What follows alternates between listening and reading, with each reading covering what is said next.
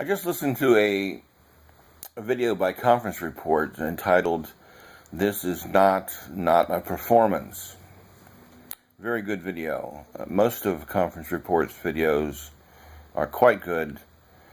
I look forward to watching them, and if you subscribe to my channel and don't subscribe to his, I highly recommend actually, that you consider subscribing to his channel because at the very least it gets you thinking. In this particular video, Conference Report discusses how YouTube presentations are much like a conversation. Now, he's made these kinds of claims before, and I'm sure he's not absolutely wedded to the notion that YouTube conversations are like face-to-face conversations in every particular. No one, I think, would argue that, or at least they wouldn't with any great degree of credibility. But he does think that it's largely true, or at least that in some very significant respects, that YouTube discussions are like face-to-face conversations in ways which make the analogy apt. I'm of the opinion that the analogy is a little less apt than Conference Report and others seem to think. Here's why. In Conference Report's video, he talked for 6-7 minutes, I don't remember exactly, and he did so uninterrupted. Now, in a face-to-face conversation, very often what happens is you get immediate feedback. A person will say, "I agree with you here," "I disagree with you there," or "Could you clarify what you're saying here?" or "I'm not exactly sure what you mean," and so on.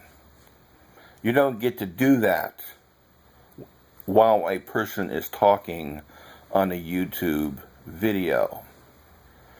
Usually a conversation involves frequent interruptions and a kind of dynamic expression of what a person wants to say that's dialectical in part because of the interaction, the immediate feedback that's given by some other person or by other people. But even at those times in which we might listen to someone talk on and on for 6 or 7 minutes, because it's very important to listen to what they have to say, or what they say is very important to them, that doesn't mean that we're not communicating with them. We're often communicating with them and giving them immediate feedback non-verbally, by raising our eyebrows, by furrowing our eyebrows, by shaking our head back and forth or up and down, or looking quizzically at them. We're providing feedback. That's something we don't get to do.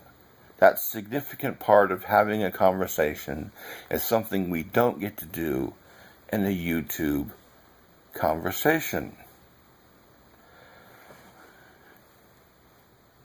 Conference Report also has concerns about the feedback mechanisms by which patrons of video performers can provide feedback by the rating system and so on.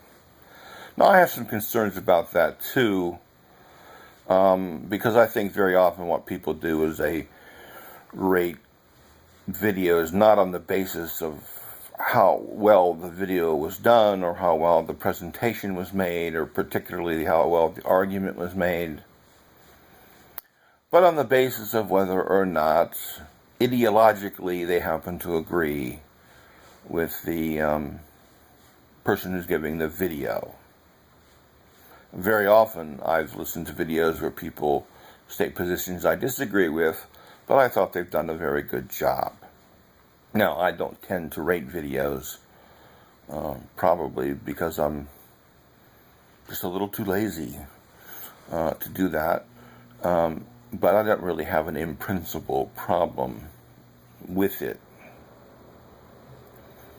Another concern that Conference Report expresses in this video and that he's expressed in others before is the question of authenticity in presentation.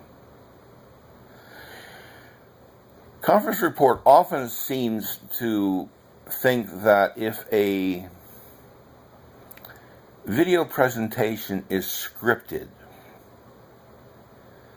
then there is a high probability that it's inauthentic. That if it's not done off the cuff, if it's not done impromptu, then it's inauthentic. But if it is done off the cuff, if it is done impromptu, it is authentic. Now, he doesn't make these into absolute claims, and I don't want to put words into his mouth. But very often he does tend to talk in these terms.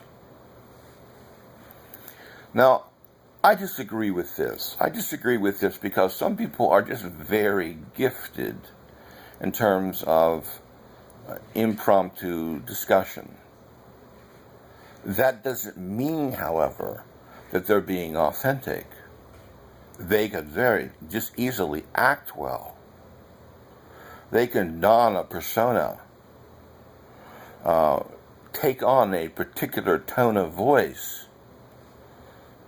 present something in such a way that expresses neither what they might actually believe, nor is a conveyance of how they are personally. So just because something is done without a script hardly makes it inauthentic. As a matter of fact, some people are not very good at giving presentations impromptu. And that their authentic self is best expressed as the result of a contemplative period of time or a contemplative exercise that they might actually write down and present. Why not? Whatever helps a person to convey what it is they actually think and feel, why not do it that way?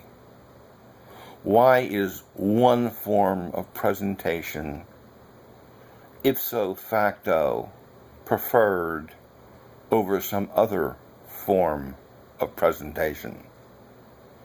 I just absolutely have no intuition as to why that's the case whatsoever. Thank you.